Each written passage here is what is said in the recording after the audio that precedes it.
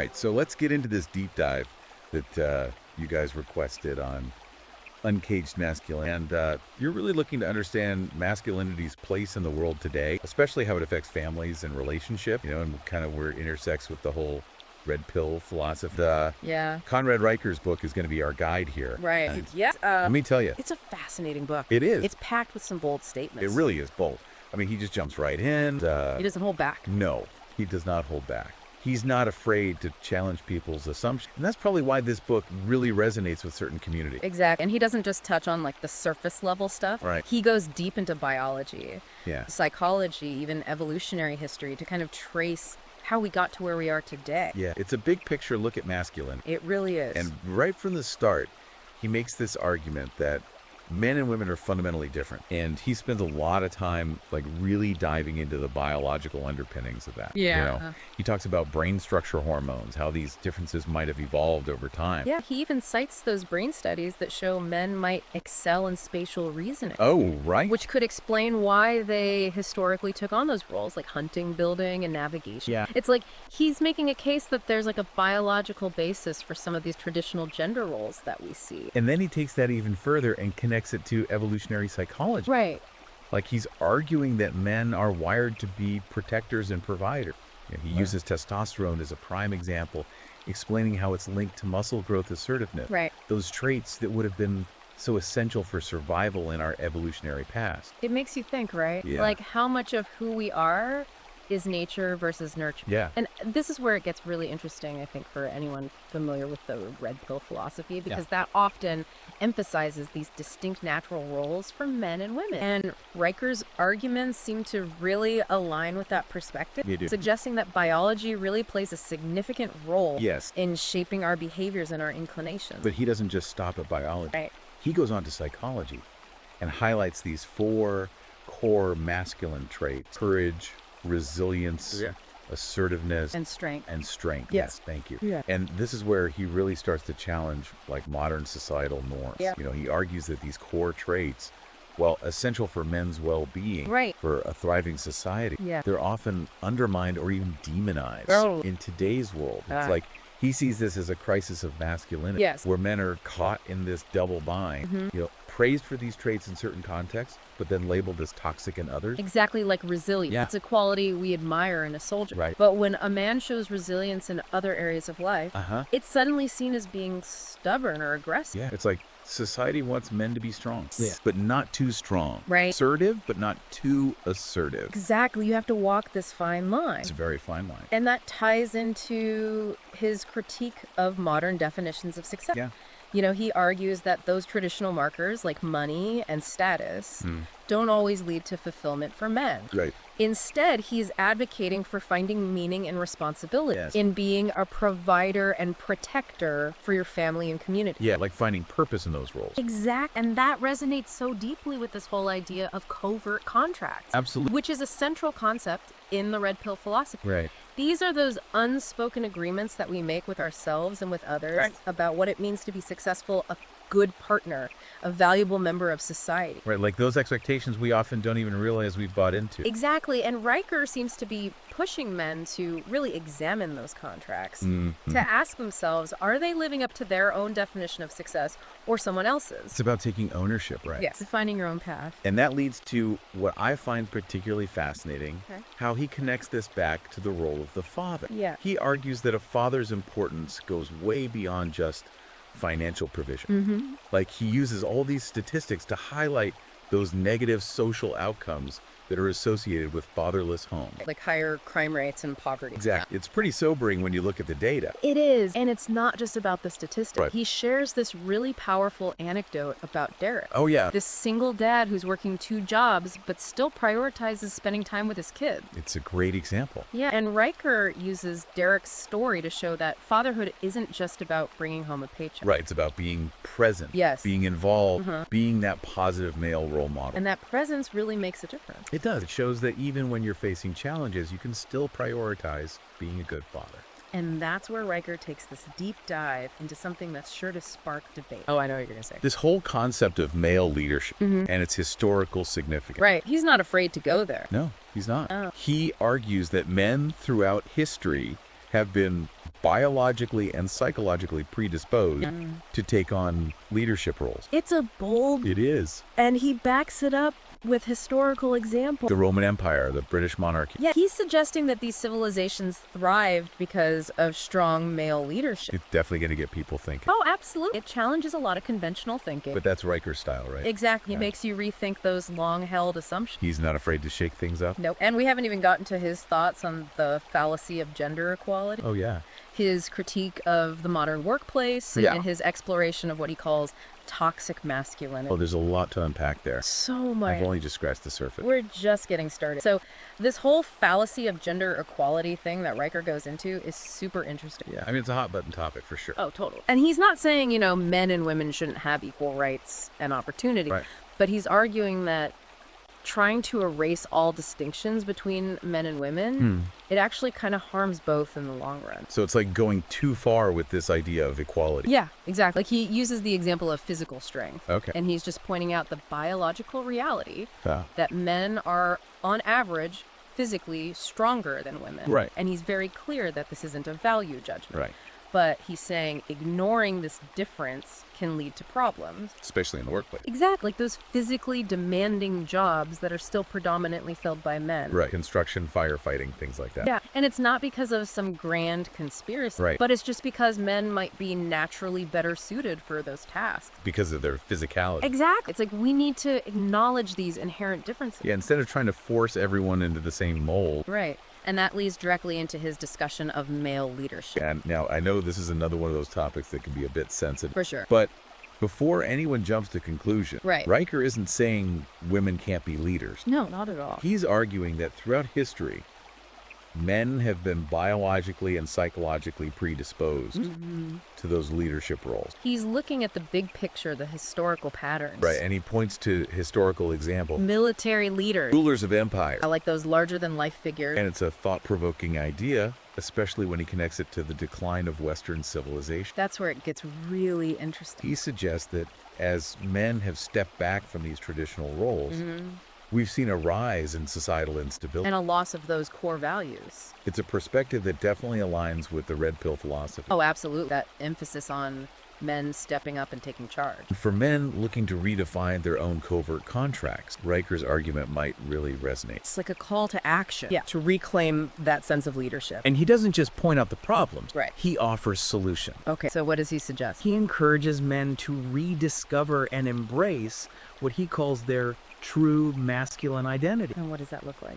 Well, it's not about becoming some hyper-aggressive, domineering alpha male stereotype. Yeah, that's not what he's advocating for. No, it's about balance. Okay. He even talks about emotional intelligence for men. Interesting. Like being in touch with your emotions Uh-huh. doesn't equate to weakness. Right. In fact, he suggests it can make you a more effective leader. Oh, I like that. He uses the example of Barack Obama, Interesting. who was often seen as both strong and emotionally intelligent. Right. And Riker argues that this balance allowed Obama to connect with people while still commanding respect. So it's not about suppressing your emotions. No, it's about channeling them appropriately. Yeah, like vulnerability can be a strength. Exactly when expressed in the right way. And that ties into another crucial point he makes. The need for men to build strong, supportive relationships with other men. Yeah, that's huge. He argues that modern society often isolates men, which contributes to all these issues like higher rates of depression and suicide among men. It's like we're not supposed to talk about our feelings Exactly. Men are statistically less likely to seek help. for mental health issues. Yeah, and he attributes that to the societal expectation that men should just suppress their emotions and tough it out. Instead of reaching out for support. And he advocates for a radical shift in how we view male friendship. Okay, so what does he propose? He wants men to create spaces Oh, where yeah. they can be open, vulnerable, share their struggles without judgment. Like real talk. Exactly. He tells this really powerful story about Tom, Oh, yeah, I remember that one. this successful lawyer who was struggling silently with depression until he joined a men's group. That made all the difference. It's a perfect example of how powerful male bonding can be Yeah, that sense of camaraderie. and understanding That's often missing.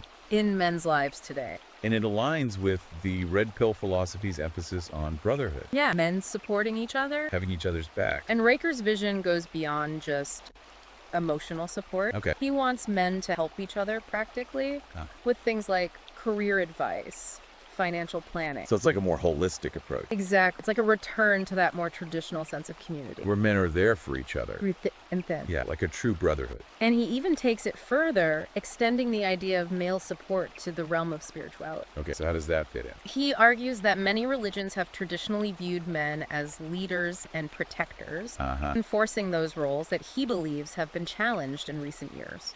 So it's like tapping into those ancient traditions. Exactly. He uses examples from the Bible, pointing to stories of men who stood up for their beliefs, protected their family. Led their community. It's like he's saying these stories can provide a blueprint. For men today. Yeah, for those searching for meaning and purpose. So it's about connecting to something larger than yourself. Exactly. And he doesn't hold back in his critique of what he sees as a feminist attack on these traditional values. Right. He argues that the movement for gender equality often goes too far, trying to erase the distinctions between the sexes and ultimately harming both men and women. So he's advocating for a more balanced approach, Exact one that recognizes and respects the differences between the sexes. while still advocating for equality. Yeah, it's a nuanced perspective. And one that's bound to generate some strong reaction. Oh, for sure. It's a controversial topic. But I think that's what makes Riker's work so compelling. He's not afraid to challenge the status quo And make people think critically. about these really important issues. And then he kind of goes into this whole idea of men as protectors and providers, which is something that's often dismissed or even like ridiculed in today's world. Oh, total. It's like this outdated concept. Right. But Riker argues it's not just some societal construct. Right. It's something that's deeply rooted in our biology and our evolutionary history. Yeah, he even draws parallels to the animal kingdom, Oh, interesting. like where males often take on that protector role. Okay. Think of a lion pride. The male lion is typically the defender, Right. while the females hunt. So it's like these roles aren't arbitrary. Exactly. They're based on these inherent strengths and instincts that have developed over millennia. And he argues that men throughout history have been driven to build, defend, and provide for their families and community. And while he acknowledges that women can certainly fulfill these roles too, Right. he suggests that for men, there's this deep-seated biological pull towards them. It's like it's in our DNA. And this leads into his discussion of the decline of the traditional family structure. And he presents some pretty sobering statistics Oh, yeah. about the negative social consequences associated with fatherless homes. Yeah, he links fatherlessness to higher rates of poverty, crime, substance abuse. It's really eye-opening. It is. It suggests that the absence of a strong, positive male role model can have a devastating impact on children, especially boys. It's a stark reminder of how vital that father figure is Absolutely. for a child's development. And the ripple effects that can occur when that role is absent. It affects the whole community, really. It does. And Riker doesn't just point out the problem, though. Right. He offers a solution. Okay, what's the solution? He's calling on men to step up and embrace their responsibilities. Be those protectors and providers. Exactly. To be the men that their families and communities need. And he's not sugarcoating it. No. He acknowledges that this path requires sacrifice, Hard work. putting the needs of others before your own. Yeah, it's not always easy. But he argues that it's ultimately incredibly rewarding. There's that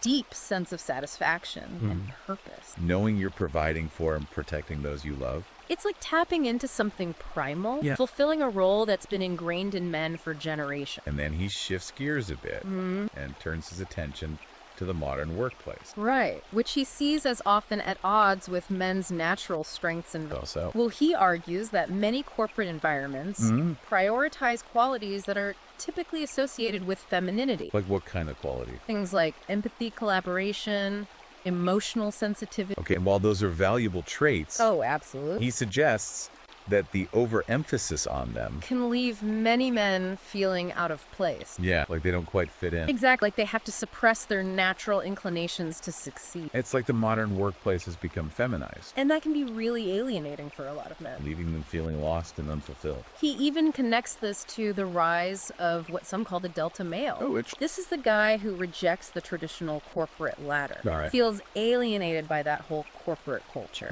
and chooses to forge his own path. Like an entrepreneur or something. Exactly. It's almost like a rebellion against a system that doesn't value traditional masculinity. So what's the solution? Well, Riker argues that instead of trying to force men to conform to a system that doesn't fit them, we need to create work environments that value both masculine and feminine qualities. So it's about finding that balance. Yeah, allowing everyone to thrive and contribute their unique strength. I like that more inclusive approach. Exactly. And that brings us back to Riker's overarching message. Okay. Men need to understand their own nature, or their inherent strengths, and the roles they're biologically and psychologically predisposed to. It's about self-awareness. Exactly. Embracing who you are. He's encouraging men to rediscover their masculinity, not in a toxic or aggressive way, Right. but in a way that's healthy, balanced, and aligned with their true selves. So it's about finding that authentic expression of masculine. Yeah. And he argues that this involves understanding our evolutionary past, challenging those societal expectations that don't serve us, Right. and building strong, supportive communities with other men. So it's a multifaceted approach. It is. He's challenging us to examine our own covert contract, to define success on our own terms, And to step up and lead. with courage, wisdom, and compassion. It's a powerful message. It is one that calls for men to take responsibility for their own lives and to create a world where both men and women can thrive Each embracing their unique strength. and fulfilling their potential. Riker's Uncaged Masculinity is a dense read, It is, packed with challenging ideas and thought-provoking insight. for sure. It's definitely not for everyone. But for those seeking to understand the complexities of masculinity in today's world, particularly for men who are actively working to redefine their own covert contracts, yes, And navigate the challenges of modern relationships and family dynamic. could be an incredibly valuable resource. Absolutely. If you're interested in diving deeper into these concepts, you can find Uncaged Masculinity on Amazon Kindle and Google Play Books, It's sure to spark some interesting conversation. and might even challenge some long-held beliefs. Until next time, keep questioning, keep exploring, and keep striving to become the best version of yourself.